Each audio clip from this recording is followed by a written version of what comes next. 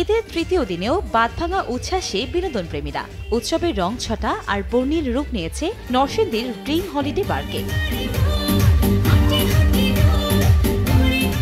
নাচে গানে চলছে ঈদ উদযাপন, জলকেলিতে মাতোয়ারা সব বয়সী মানুষ।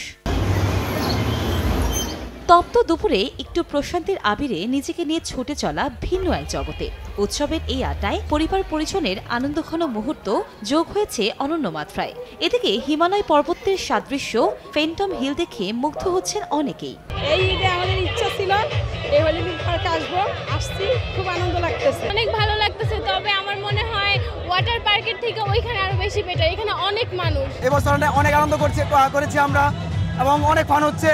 ফ্যামিলির সাথে এসেছি এবং এখানে এসে অনেক মজা হয়েছে, আমরা অনেক এনজয় করতেছি। ব্রহ্মপুত্রের পাড়ে ময়মনসিংহে জয়নুল আবেদিন পার্ক পরিণত হয়েছে মিলন মেলায়। ঈদ আনন্দ উপভোগ করতে নাগরদোলায় চড়ার পাশাপাশি বাচ্চাদের জন্য ছোট ছোট রাইড ছিল বেশ আনন্দদায়ক।